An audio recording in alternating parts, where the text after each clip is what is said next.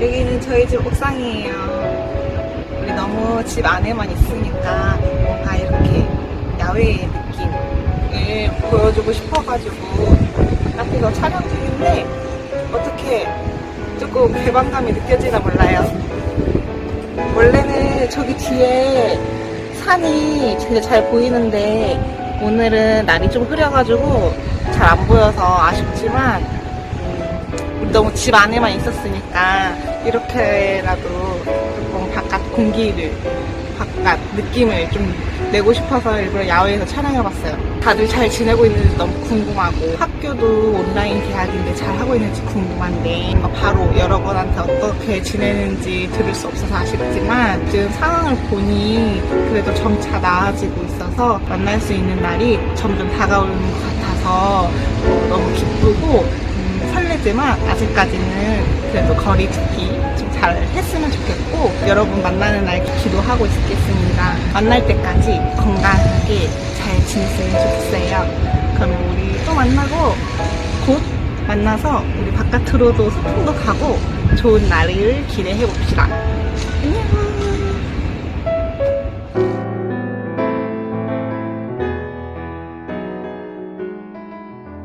올리브 친구들 안녕하세요. 지금 이 시간 각자의 자리에서 예배를 드리기 위해 모인 중고등부 친구들을 환영하고 축복합니다. 이 시간 예배를 위해서 준비하고 기도를 하는 시간을 가졌으면 좋겠습니다. 기도를 하실 때 우리의 예배를 위해서 또 각자 자신의 믿음을 위해서 기도를 했으면 좋겠습니다. 이 영상 예배를 드리기 위해 각자의 자리에 앉은 우리 아이들과 선생님들을 기억하시고 이 예배 시간을 통해 우리의 믿음이 더욱더 커질 수 있는 시간이 되게 해달라고 기도하시겠습니다.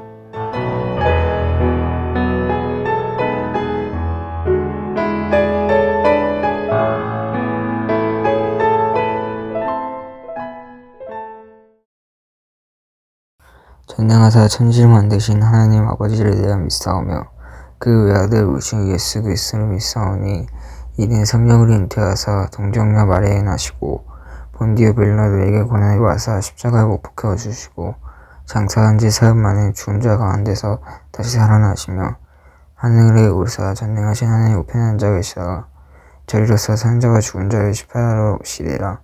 성령을 믿사오며 거룩한 공의와 성도가 서로 교통하는 것과 저를 사하여 주시는 것과 몸이 다시 사는 것과 영원히 사는 것을 믿사옵나이다.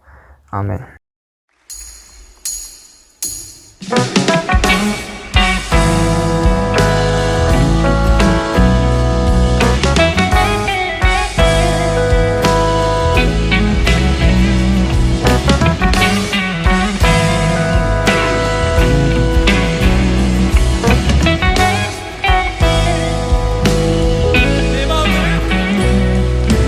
내 마음을 가득 채운 주야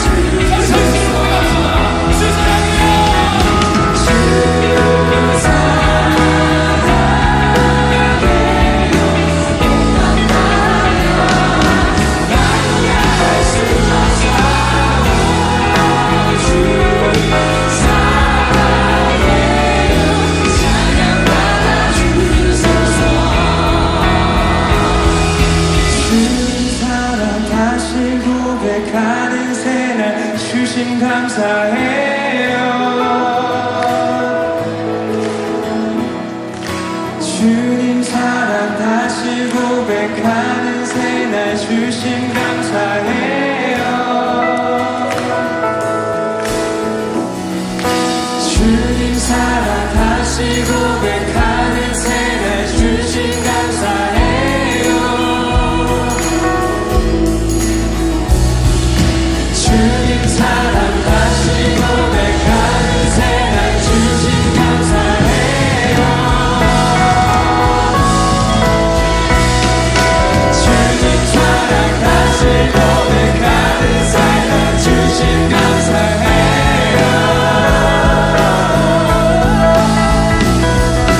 주님 사랑 다시 고백하는 새날 주신 감사해요.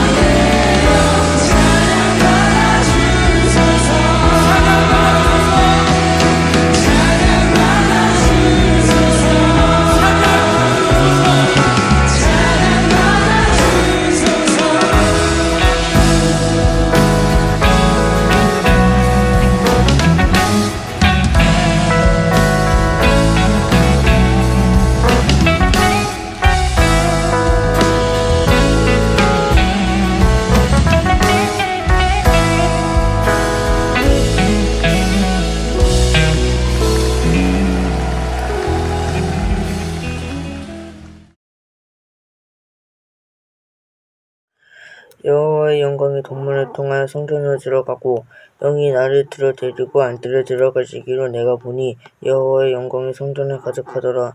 성전에서 내게 하는 말을 내가 듣고 있을 때에 어떤 사람이 내 곁에 서 있더라. 그가 내게 이르시되 인자야 내가 내 보좌에 처소 내 발에 두는 처소 내가 이스라엘 족속 가운데 영원히 있을 곳이라. 이스라엘 족속 곧 그들과 그들의 왕들을 음행하며 그 죽은 왕들의 시체로 다시는 내 거룩한 이름을 더럽히지 아니하리라.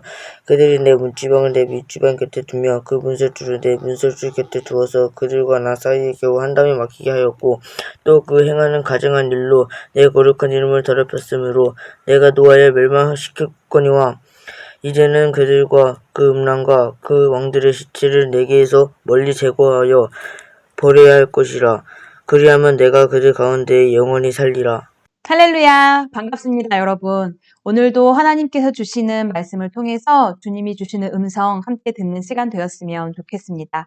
오늘 말씀은 에스겔서 43장 말씀입니다. 오늘 말씀 제목부터 함께 보도록 할게요. 자, 말씀 제목 한번 읽어보겠습니다. 다 같이 채워야 할 것으로 채우자. 다시 한번 채워야 할 것으로 채우자. 오늘은 채워야 할 것으로 채우자라는 제목으로 에스겔서 43장 4절부터 9절까지의 말씀 함께 보도록 하겠습니다. 여러분, 이 사진 어딘지 아시는 분 있으실지 모르겠어요. 곡선들이 있는, 여러분 딱 보자마자 아시는 분도 있을 테고 본 것 같은데 하시는 분도 있을 텐데요. 몇 개 더 찾아왔습니다. 야경도 있어요. 자, 어디 사진인지 아실 것 같나요? 네, 우리 4호선, 우리 교회 친구들 대부분 아마 4호선 타고 다닐 일이 좀 있을 거라고 생각이 되는데요. 4호선 타고 가다 보면 나오는 역, 동대문 역사공원역이죠. 여기가 지금 보여드리는 이 사진이 동대문 역사문화공원. 입니다. 네. 아마도 이 동대문 역사문화공원역 많이 가보신 분들이 있을 거라고 생각이 돼요. 그런데 지금 새로 뜬 사진 보시면 느끼실 텐데, 역 이름이 바뀐 거 보이시죠? 이전에 뭔가 다른 역 이름이었는데, 이렇게 수정이 되었다라는 게 보이는데, 혹시 여러분 아세요? 이 역 이름이 원래 뭐였는지? 네. 동대문 운동장역이었습니다.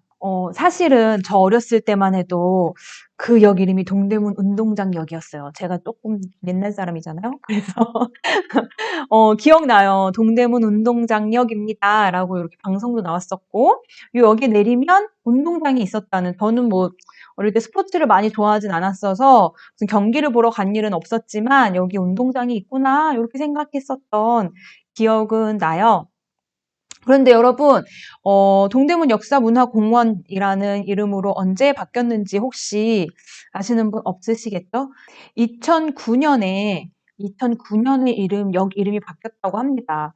그러니까 2009년이면 10년 전쯤 되네요. 원래 동대문 운동장은 굉장히 우리나라의 대표되는 그 경기장 중에 하나였대요. 전국체전도 하고 여러 가지 전국적인 체육 경기들, 그리고 프로야구도 동대문 운동장에서 많이 했다고 하고요.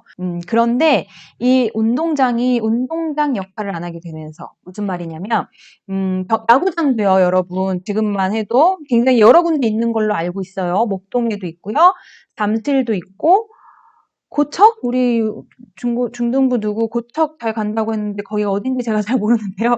어쨌든 야구장도 여러 개 생겼고요. 그리고 또 우리 올림픽 이후로, 올림픽 옛날이지만 잠실에 종합 경기장이 생기고 하면서 이 주된 운동 경기들이 다 이 동대문 운동장이 아니라 다른 곳으로 많이 옮겨가게 된 거죠. 그러면서 이제 급기야 야구도 동대문 운동장에서 하지 않게 되면서 여러 가지 행사로는 많이 쓰였지만, 그리고 뭐 한동안은 굉장히 많은 수의 상점들이 거기에 들어가게 되면서 시장처럼 그렇게 구성이 되었던 때도, 사용이 되던 때도 있었다고 해요.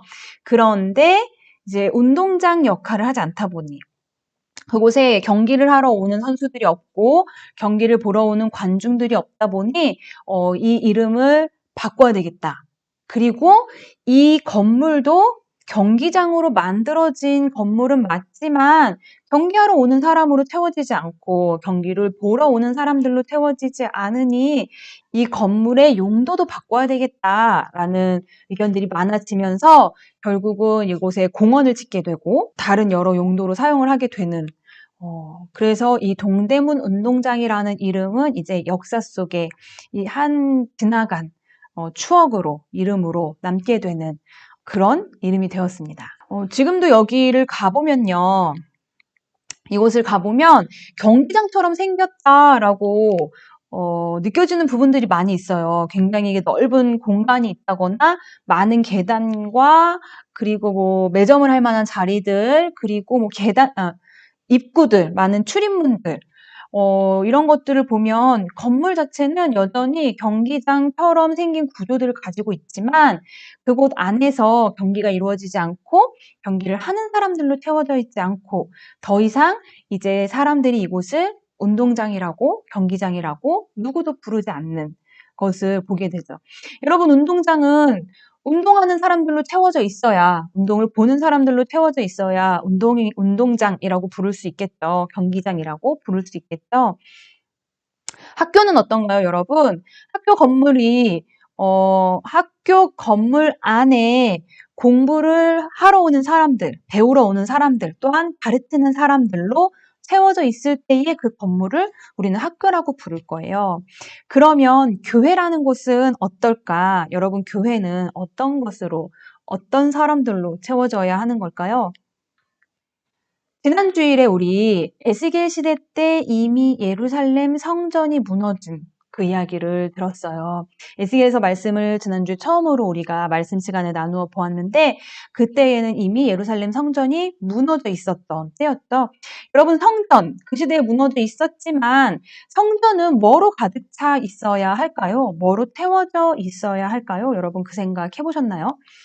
경기장에 경기하는 선수들, 경기를 보러 오는 관중들로 태워져 있어야 그곳을 경기장이라고 부를 수 있는 것처럼 하나님의 성전은 하나님을 섬기는 사람들과 그리고 하나님의 영광으로 가득 태워져 있어야 성전이라고 할 수 있겠죠. 그런데 예루살렘 성전은 그렇지가 않았어요. 우리 에스겔서 8장, 우리가 오늘 읽었던 본문의 훨씬 앞에 있는 말씀이에요. 에스겔서 8장 16절 말씀 한번 함께 읽어보겠습니다. 그가 또 나를 데리고 여호와의 성전 안뜰에 들어가시니라. 보라, 여호와의 성전문 곧 현관과 대단 사이에서 약 25명이 여호와의 성전을 등지고 낯을 동쪽으로 향하여 동쪽 태양에게 예배하더라. 아멘. 여러분 이 장면이 그려지시나요? 나가 이 말씀에서의 나가 에스겔이에요. 그리고 이 말씀에서의 그는 하나님이 보내신 사람이에요. 그러니까 하나님께서 에스겔을 데리고 뭘 이렇게 보여주러 가신 거죠. 가셨을 때 에스겔이 본 장면은 뭐냐면요. 여호와의 성전, 예루살렘에 있었던 그 성전 안뜰로 들어가서 보게 되었는데 거기에서 지금 약 25명의 사람들이 여호와의 성전 안뜰이니까 이렇게 공간이 있거든요. 공간이 있고 성전이 그 앞에 있는데 이 성전을 등지고 얼굴을 동쪽으로 향해서 동쪽 태양에게 예배를 하고 있었다는 거예요. 동쪽 태양이 뭘까요, 여러분? 생각 어렵지 않죠? 태양신이에요. 그것도 그냥 태양신도 아니고 동쪽에 있는 태양신에게 예배를 하고 있었다. 그 장면을 하나님께서 에스겔에게 보여주셨던 거죠. 원래 이 성전 안뜰이라는 곳은요, 지난주에 조금 말씀드렸었죠? 정결해지기 위하여 하나님의 백성이 제물을 가지고 들어와서 제물을 잡아서 하나님께 태워 올리는 그 제사를 드리는 곳이었어요. 하나님을 예배하는 곳이어야 하는 그곳에서 수많은 사람들이 모여서 동쪽 태양에게 절을 하고 있었다. 예배를 하고 있었다라는 거죠. 그뿐만 아니에요. 사실은 이 8장 말씀을 보면요. 하나님께서 에스겔에게 이스라엘 사람들이 얼마나 우상을 많이 숭배했는지, 하나님 앞에서 얼마나 하나님 보시기에 괴로운, 하나님 보시기에 더러운 일들을 했는지를 보여주시는 장면이 8장에 나오는 건데요. 어떤 말씀들이 있냐면요. 지금 여기 동쪽에서는 동쪽 태양에게 경배하고 있었다고 했죠. 북쪽에서는 담무스라는 그 바벨론 시대 때의 우상이에요. 그냥 그런 뭐 그리스 로마 신화 같은 그런 신 중에 하나로 사람들이 우상으로 섬겼던 우상이었는데 성전 안에서 이 담무스 신을 섬기는 그 담무스 신을 생각하며 막 통곡하는 사람들이 있었다라고 하고요. 성전의 안에 있는 벽에는 많은 곤충들과 동물들, 짐승들의 그림들이 그려져 있었다. 그것도 역시 종교 행위 중에 하나였겠죠. 그런 일들을 이스라엘 사람들이 했다라고 하나님께서 에스겔에게 말씀을 해주신 겁니다. 그리고 하나님께서 이렇게 말씀하셨어요. 8장 6절 말씀입니다. 여러분 함께 읽겠습니다. 그들이 여기에서 크게 가증한 일을 행하여 나로 내 성소를 멀리 떠나게 하느니라. 하나님께서 하신 말씀이에요. 여기에서 나가 하나님이겠죠. 하나님께서 이스라엘 사람들이 그 성전에서 크게 가증한 일을 하는 것을 보고 하나님께서 하나님의 성소를 멀리 떠날 수밖에 없었다라고 말씀을 하신 겁니다. 실제로 이 에스겔서 8장, 9장, 10장 말씀에서 보면 하나님께서 이 하나님의 영광이 성전 안에 가득하고 성소에 있었다가 점점 멀리 떠나는 모습을 하나님께서 에스겔에게 보여주세요. 그 말씀을 통해서, 그 환상을 통해서 하나님은 이스라엘 사람들이 얼마나 큰 범죄를 저질러 왔는지, 오랫동안 끈질기게 하나님을 배반해 왔는지, 그것 때문에 하나님이 얼마나 괴로우셨고, 그것 때문에 하나님이 그 성전을, 예루살렘 땅을, 이스라엘을 떠날 수밖에 없었다라는 말씀을 해주시고 계셨던 겁니다. 여러분, 아무리 좋은 성전이 그곳에 지어져 있어도 그 성전 안에 하나님을 섬기고자 하는 사람들이 모이지 않는다면, 거기에다가 더 나아가 하나님께서 그 성전 안에 계셔서 하나님의 백성을 만나주시지 않는다면 그 성전을 더 이상 성전이라고 부를 수가 없을 거예요. 하나님은 그것을 견디지 못하시고 그 성전을 무너뜨림으로써 이스라엘 사람들을 벌하시고 하나님의 거룩하심을 드러내셨던 것이 바로 에스겔서 앞부분에서 나왔던 말씀이었어요. 그런데 오늘 우리가 읽은 이 에스겔서 43장 뒷부분이거든요. 43장을 보면 하나님의 영광이 다시 성전으로 들어오는 그 장면이 묘사가 됩니다. 우리 함께 4절, 5절 말씀, 우리가 오늘 읽었던 본문 말씀의 앞부분인데요. 2절 말씀 함께 읽겠습니다. 여호와의 영광이 동문을 통하여 성전으로 들어가고 영이 나를 들어 데리고 안뜰에 들어가시기로 내가 보니 여호와의 영광이 성전에 가득하더라. 아멘. 이때도 마찬가지로 하나님의 사람이 에스겔을 데리고 하나님이 보여주시는 환상을 보여주고 있었던 중에 기록한 말씀이거든요. 에스겔이 봤는데요. 여호와의 영광이 성전으로 들어가는 모습을 본 거예요. 그리고 성전 안뜰에 들어가서 봤더니 성전 안에 여호와의 영광이 가득하더라 라는 말씀입니다.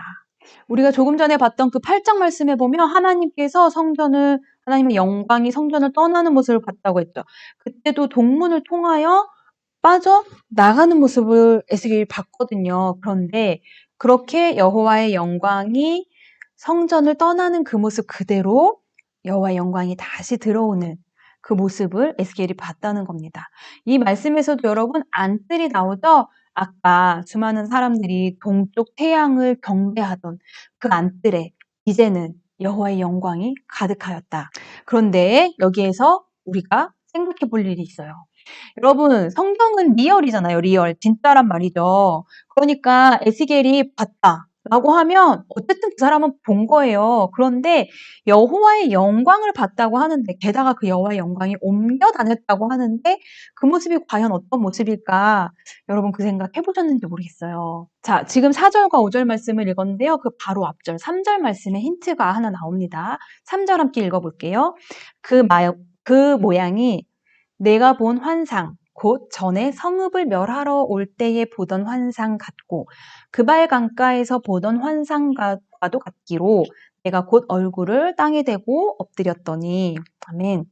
이 여호와의 영광이라는 모습, 이 환상이요. 사실은 에스겔이 그 전에도 몇 번 봤었던 모습이었거든요. 아까 8장에서 봤던 예루살렘 성전에서 일어나는 막 그 가증한 일들, 더러운 일들을 보여주었던 그 장면에서도 이 환상이 묘사가 되고요. 그리고 그 전에 에스겔이 처음으로 여호와의 영광을 보는 환상을 보는 장면도 있는데요. 그런데 그 장면들 찾아보면요. 1장, 8장, 그리고 이제 2장면인데요.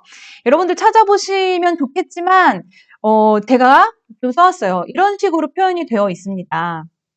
그 음성은 많은 물소리 같고 사람의 형상인데 얼굴이 4개예요. 그런데 오른쪽은 사자, 왼쪽은 소, 뒤쪽은 독수리, 앞은 사람 얼굴이에요. 날개도 4개, 날개 2개는 펴고 2개는 몸을 가리고. 그런데요, 그 주변에는 또 바퀴가 있는데요. 바퀴 안에 바퀴가 있는 모양. 그리고 뭔가 불이 번쩍번쩍하고 폭풍도 치고 구름도 가려져 있고 땅은 막 번쩍번쩍 빛나고 발이 또 어딘가에 있네요. 발바닥은 광능구리같이 빛나고 막 이런 둘레에 눈이 가득. 저는 이 장면이 가장 신기했어요. 이 눈이거든요. 둘레에 눈이 가득한 거는 도대체 뭘까? 여러분, 에스겔은 자기가 본 거를 썼단 말이에요. 자기가 보았던 거 그대로를 알려주기 위해서 그대로 기록을 하고 전하려고 했던 거였는데 여러분 솔직히 잘 모르겠죠. 도대체 뭔지, 무슨 모양인지. 근데 여러분 제가 그 생각을 해봤어요. 여러분이 자주 보는 게임의 한 장면을 글로 쓴다고 생각해 본다면. 그래서 제가 또 게임 알못이잖아요. 잘 모른단 말이에요. 그래서 엊그제 이제 몇몇 친구들한테 연락해서 좀 물어봤어요. 그래서 이미지를 몇 개 받았는데요. 이 게임 여러분은 보시는 순간 딱 아시겠나요? 롤이라고 뭐라던가요? 레전드 모르겠네요. 롤이에요. 자, 롤의 한 장면은 여러분이 저같이 게임을 본 적이 없는 사람에게 설명해 준다고 생각을 해보죠. 그러면 어떻게 설명할 수 있을까요, 여러분? 전도사님, 롤이라는 제가 하는 그 게임의 한 장면만 제가 설명을 드리겠습니다. 보시면요, 일단은 땅이 넓고요. 땅에 초록색이 있고 갈색도 있고 그 땅에 이렇게 경사도 있고요. 뭔가 계단 같은 것도 있고요. 그리고 제가 모르니까 저는 더더욱 설명을 할 수가 없네요. 뭔가 불도 있고 번쩍이는 것도 있고요. 이것은 캐릭터들인데 캐릭터들이 어떤 건 빛나고 어떤 건 꼬리가 있고요. 이런 식으로 설명을 할 수 있겠죠. 그러나 그것을 듣고 제가 여러분이 보는 그 장면을 그대로 그려낼 수 있겠느냐, 머릿속에라도. 아마 거의 불가능할 겁니다. 에스겔이 보았던 환상도 우리가 그렇게 이해할 수 있지 않을까 싶어요. 에스겔은 본 거예요. 하나님이 보여주셔서. 그래서 본 걸 그대로 썼어요. 세상이 둘레에 눈이 가득해. 그런데 그걸 어떻게 말할 수는 없어. 그래서 그저 본 그대로 쓴 거죠. 썼는데 이걸 본 에스겔이 느낀 그것은 뭐냐면, 와, 이거는 하나님의 영광이다. 이것은 여호와의 영광이다 라고 확신할 수밖에 없는 그 환상을 에스겔은 여러 차례에 걸쳐서 본 겁니다. 여러분, 우리는 사실 여호와의 영광 이렇게 생각하면 뭔가 그냥 밝은 빛, 저는 그 정도밖에 상상하지 못했어요. 그런데 하나님께서 에스겔에게 보여주었던 그 장면은 너무나 많은 장면들이 있었고, 그것을 본 에스겔은 그것 때문에 두려웠고, 그것 때문에 하나님을 향한 경외감을 가졌고, 그것 때문에 하나님 앞에 엎드렸고, 그러나 그것 때문에 황홀했고 했던 것이 여호와의 영광이라는 장면이었던 거죠. 그리고 이 여호와의 영광이라는 그 장면이 동쪽 문을 향해서 왔다가 성전 안으로 들어와서 그 성전의 안뜰에 그리고 성전 안에 가득한 그 모습을 에스겔이 보았다라는 겁니다. 그리고 하나님께서 에스겔에게 이렇게 말씀을 해주십니다. 읽어볼게요. 그가 내게 이르시되 인자야, 이는 내 보좌의 처소, 내 발을 두는 처소, 내가 이스라엘 족속 가운데에 영원히 있을 곳이라. 아멘. 이 말씀에 처소라는 말씀이 있는데요. 처소라는 말은요, 거하는 곳, 지내는 곳, 머무는 곳이라는 뜻이거든요. 그러니까 하나님께서 이곳이 뭐냐면요, 이는이라고 돼 있잖아요. 이는 성전을 말해요. 하나님께서 보여주신 이 성전의 모습. 이 성전을 하나님이 거하시는 곳, 하나님이 지내시는 곳, 하나님이 이스라엘 족속 가운데에 영원히 있을 곳이라고 말씀을 하시는 겁니다. 참 하나님 입장에서도 어떻게 보면 우리 표현으로 좀 지긋지긋할 만도 한데, 이제는 내가 너희를 포기한다. 내가 너네 없이 못 사는 것도 아닌데 이제 됐어. 라고 말씀하실 만도 할 텐데 하나님은 다시 돌아오시겠다는 거예요. 여러분, 여러분 보신 적 있으신지 모르겠는데요. 어른들을 보통 많이 보시는 드라마나 영화일 거라고 생각이 돼요. 지내던 부부가 한쪽에 바람을 피거나 혹은 배신하거나 배반하는 그런 이야기들 많이 있잖아요. 요즘도 인기리에 방영되고 있는 드라마가 하나 있어요. 그런데 보시면요, 정말 서로 너무나 미워해요. 배반당한 그 아픔 때문에 너무나 괴로워하고, 그리고 너무나 분노하고, 그래서 어떻게 해서든지 갚아주고 싶어 하고, 복수하고 싶어 하고, 혹은 떠나고 싶어 하고, 절대로 그럼에도 불구하고 내가 너를 사랑해. 그럼에도 불구하고 나는 네 곁에 있고 싶어 하고 돌아오는 주인공은 없거든요. 그런데 우리 하나님은 정말 섬기라고 만들어준 성전 안에서 하나님이 아니라 무슨 말도 안 되는 다른 신에게 절을 하고 말도 안 되는 걸 가지고 막 예배를 하고 그다음에 막 마음을 다해서 막 울고 웃고 춤을 추고 했었던 그 사람들을 향해서 하나님은 그래도 내가 너희 안에, 그들 안에 영원히 있을 것이다 라고 말씀을 하시는 겁니다. 그게 바로 우리 하나님의 사랑인 거예요. 배신을 당해도 수없이 실망을 시켜도 정말 결국은 누구도 돌아보지 않는 정말 구차한 모습이 되어도 아무것도 남아있지 않아도 그래도 내 백성, 그래도 내 자녀, 그래도 내 사랑하는 아들이라고 부르면서 다시 찾아오시는 분이 바로 우리 하나님이시라는 겁니다. 여러분, 우리 하나님은 우리에게도 그러세요. 우리 진짜 보잘것없잖아요. 솔직히 여러분, 우리 코로나 때문에 교회 못 온 지, 교회에서 예배 못 드린 지 2달 정도 됐거든요. 그 2달 중에 여러분, 주일만 칠게요. 평일, 네, 좋습니다. 주일만 생각했을 때에 정말로 마음 다해서 하나님 사랑하는 마음에 하나님께 예배하는 그 자리를 찾았던 일이 몇 번이나 있었는지, 영상 예배 이렇게 열심히 만들어서 영상으로라도 말씀을 함께 나눌 수 있고 함께 예배 드릴 수 있어서 얼마나 감사한지 몰라요. 정말로 솔직히. 그런데 과연 우리가 이 영상 예배를 드리는 동안에는 얼마나 마음을 하나님께 두고 얼마나 하나님께 집중하며 예배 드렸던 사람이었느냐, 스스로 돌아보았을 때 저 정도 된다면 정말 괜찮지 않나요?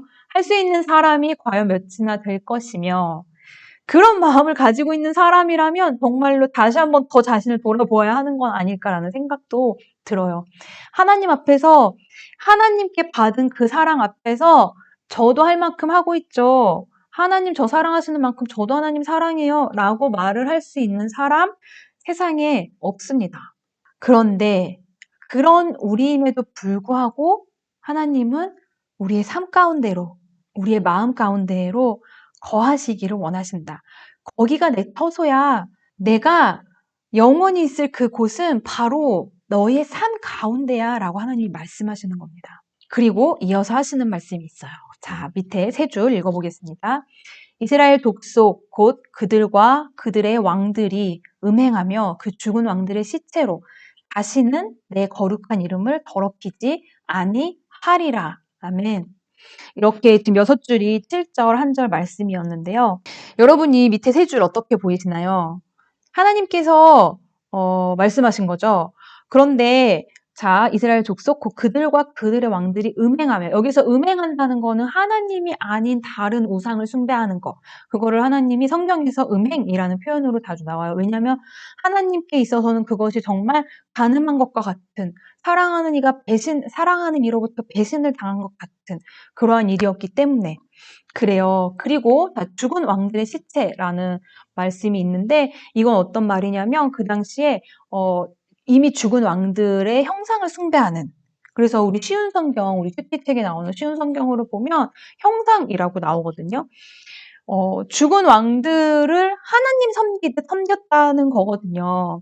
그러한 일들을 통해서 그 이전에는 하나님의 거룩한 이름을 더럽혔는데, 그런데 이스라엘 족속이 다시는 내 거룩한 이름을 더럽히지 아니하리라 라고 말씀하셨어요.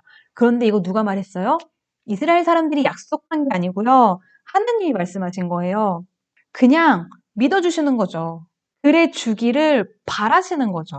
여러분 이 말씀에서 하나님의 마음이 느껴지시나요? 하나님이 정말 얘네가 정말 우리가 믿을 만한 존재가 아니라는 걸 아시면서도 믿고 싶어 하시는 마음. 그래서 이스라엘 족속들이 막 이미 하나님 앞에 와서 회개하고 우리가 돌아갑니다. 하나님만 봅니다. 하고 있지 않아요. 그런데 하나님은 먼저 돌아오시고 그리고 그들이 내 이름을 이젠 더럽히지 않을 거야 라고 에스겔에게 말하고 있는 겁니다. 자, 9절 말씀도 같이 읽어볼게요. 이제는 그들이 그 음란과 그 왕들의 시체를 내게서 멀리 제거하여 버려야 할 것이라. 그리하면 내가 그들 가운데에 영원히 살리라. 아멘. 하나님이 말씀하시길 이스라엘이 이제 음란과 왕들의 시체를 섬겼던 그 일을 나에게서 멀리 제거하여 버려야 할 것이다 라고 말씀을 하시는 겁니다. 그리고 그렇게 하면 내가 그들 가운데에 영원히 살 것이다 라고 말씀을 하고 계세요. 다른 것을 신으로 섬기고 다른 것을 더 사랑하고 다른 것을 의지하고 했던 그 일들을 이제 너희들의 삶에서 제발 없애라. 그러면 내가 너희들의 삶 가운데에서 정말 영원히 살 거야. 너희는 영원히 나의 백성이 되고 너는 영원히 나의 자녀가 되고 너는 영원히 내 안에서 살아갈 수 있어. 내가 그렇게 하기를 원해 라고 하나님께서 말씀하시는 겁니다. 우리의 삶을 한번 생각해 보면 좋을 것 같아요. 성전은 하나님을 예배하는 사람과 하나님의 영광이 채워져 있어야 성전이잖아요. 경기장은 경기하러 오는 선수들과 경기를 보러 오는 관중들로 채워져 있어야 경기장이잖아요. 그러면 우리는요? 우리는 하나님의 자녀라고 말하는데, 교회 다니는 사람이라고 말하는데, 예수님 믿는 사람이라고 말하는데, 우리의 삶은 무엇으로 채워져 있어야 할까? 우리 스스로 한번 돌아보고 생각해 보면 좋을 것 같습니다. 우리가 그냥 교회만 다닌다고 해서 하나님의 자녀는 아니잖아요.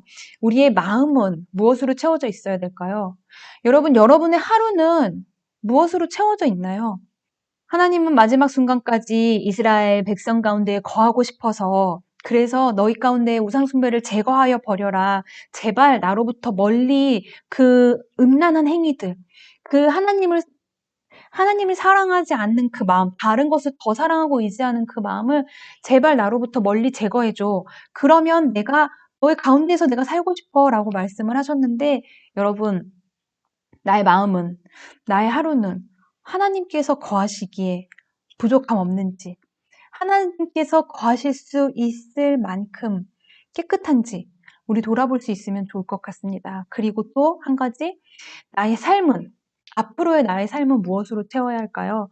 지난 한 주간 중에 여러분, 유튜브에 그 영화들이 원래 무료였는지 모르겠는데, 제자 옥하눔이라는 영화도 보았고요. 잊혀진 가방이라는 영화도 있더라고요. 기독교 영화예요, 여러분. 막 다이나믹하고 막 그렇진 않을 수도 있습니다. 그런데 이 질문을 하면서 그 영화들이 떠올랐어요. 우리 삶이 무엇으로 채워져야 할까? 앞으로의 내 삶은 무엇으로 채워야 할까? 그분들은 제자로서의 삶을 위하여 자기의 삶을 채웠어요. 잊혀진 가방은 선교사님들에 대한 이야기거든요. 한번 그 시간 되실 때에 찾아서 한번 보시는 것도 좋을 것 같아요. 이 시대를 살아가는 선교사님들에 대한 이야기였는데요. 굉장히 막 놀라운 특별한 결단을 해서라고 보이지 않고 정말 담담하게 자기의 삶을 그저 하나님께 받은 사랑으로, 하나님께 받은 은혜로 채워가고 있는데, 결과적으로 보았을 때는 정말 누구도 쉽게 따라하겠다고 말하기도 어려울 정도의 삶이 채워지는 모습. 우리가 지금 교회에서 모여서 예배를 드리고 있다면, 전에 종종 했었죠. 이렇게 쪽지를 여러분한테 나눠드리고, 한번 생각해보고, 써보고, 그리고 나누는 시간을 가졌을 텐데요. 여러분 집에 있어 이 영상 예배 말씀을 보면서 한번 지금 아마 대부분 책상 아니면 침대일 거라고 생각이 되는데, 종이를 가져다가 이 질문들 3가지를 한번 써보시고 빈칸을 좀 채워보시면 좋을 것 같아요. 나의 마음은 무엇으로 채워져 있나? 나의 하루는 무엇으로 채워져 있나? 나의 삶은 무엇으로 채워야 할까? 이 질문에 대해서 정말 조용히 단 5분이라도, 3분이라도 생각해 보시고 써보시는 시간 되셨으면 좋겠습니다. 그리고 다 쓰신 분들은 사진 찍어서 이렇게 저에게 보내주셔도 좋을 것 같습니다. 채워야 할 것으로 채우자라는 제목으로 오늘 말씀 함께 나누었습니다. 경기장, 성전 기억하시죠, 여러분? 무엇으로 채워져 있느냐에 따라 그 건물이 원래 지어졌던 의도와 다르다면 더 이상은 경기장으로, 성전으로 불릴 수가 없다는 거. 여러분, 하나님이 여러분을 하나님의 자녀로, 하나님의 아들로, 딸로, 하나님의 백성으로 부르셨지만 내가 그에 맞는 것들로 채우지 않는다면, 내 안에 하나님이 임재하시고 동행하고 있지 않다면 과연 나를 하나님의 자녀라고 말할 수 있을까? 우리 정말 마음 깊이 생각하고 기도하시는 시간이 되셨으면 좋겠습니다. 기도로 오늘 말씀 마치도록 하겠습니다. 하나님 아버지, 내 삶에 거하시기 원하시고, 내 삶에 다시 오시기 원하시고, 내가 아무런 자격이 없다면 그 자격을 만들어 줘서라도 나와 동행하기를 원하신 하나님 아버지, 참 감사합니다. 우리가 하나님의 자녀로서, 우리가 하나님의 교회로서 정말로 정결한, 더럽지 않은 하나님이 영원히 내가 너희와 거하겠다라고 약속하실 만한 주님의 자녀로 살아갈 수 있도록 하나님 함께하여 주시옵소서. 주님의 이름으로 기도드립니다. 아멘. 자, 광고 말씀드리겠습니다. 이제 다음 주가 되면 5월인데요. 5월 큐티 책이 나왔습니다. 너무 예쁘지 않나요? 5월, 6월 큐티 책이 교회로 도착을 했어요. 그래서 교회를 통해서 정기 구독하시는 분들은 꼭 받아가시고요. 부모님 통해서나 아니면 말씀드렸다시피 저한테 연락하셔서 따로 오셔서 받아가시면 되겠고요. 그리고 가정에서 정기 구독하셔서 혹은 구입해서 보신다고 하신 분들은 놓치지 마시고 이번 주 안에 구입하셔서 보니까 5월은 시편부터 시작을 하네요. 금요일부터 시편이에요. 말씀 가운데에 또 승리하시는 주님과 동행하시는 한 주간이 되었으면 좋겠습니다. 자, 두 번째 광고로 아까 말씀 시간에 드렸던 종이. 자, 여러분한테 드리진 않았지만, 자, 말씀드렸던 그 종이 있죠? 나의 삶은 무엇으로 채워져 있는지, 나의 마음은 무엇으로 채워져 있는지, 그리고 또 뭐였죠? 나의 하루는 무엇으로 채워져 있는지, 종이에다가 여러분, 진짜로 쓰셔서요. 찍어서 보내주시면, 제가 여러분, 그런 거 사진 여러분 거 그냥 받고, 그냥 닦는 거 보셨습니까? 기프티콘 보내드릴 거예요. 개인톡 저한테 보내주시면, 저희 넘겨주시면 제가 잘 보고 함께 기도하고 여러분 위해서 기도하고 교제하는 그런 기회가 되었으면 좋겠습니다. 기회 놓치지 마시고 문자 보내주시면 좋겠습니다. 자, 중요한 광고. 여러분, 정말 우리 언제 모여서 예배 드릴 수 있나 기다리고 또 기다리셨죠? 중고등부 예배는요, 5월 둘째 주. 그럼 며칠이냐면요, 여러분? 5월 10일입니다. 가능하다면. 코로나 우리 맘대로 안 되잖아요. 그래서 또 혹시라도 또 막 이렇게 여러 확진자들이 나오고 이렇게 감염 상황이 달라진다면은 그러면 또 몰라요. 어쩔 수 없이 더 미뤄야 할 텐데 현재로서는 5월 5일까지가 그 정부 정책상 사회적 거리두기 기간이잖아요.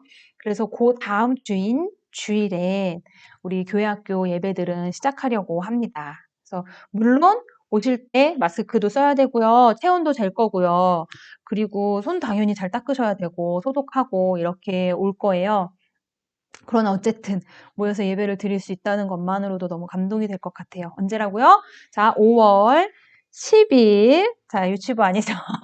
5월 10일 주일에 우리 교회에서 올리브홀에서 함께 예배 드릴 수 있으면 좋을 것 같습니다. 자, 제가 파송하는 기도하고 우리 예배 마치도록 하겠습니다. 하신 하나님 아버지 앞에 예배드리고 세상을 향하여 나아가는 모든 예배자들을 축복하며 하나님께 기도합니다. 하나님 아버지, 우리의 삶이 주의 처소 되게 하여 주시옵소서. 이 한 주간의 삶이 주님이 거하시고 동행하시기에 합당한 삶이 되게 하여 주시옵소서.